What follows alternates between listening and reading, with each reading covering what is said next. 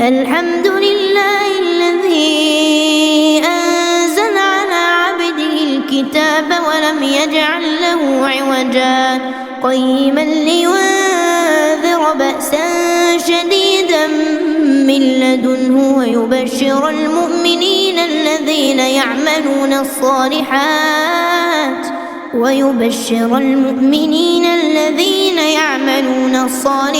أن لهم أجرا حسنا ماكثين فيه أبدا.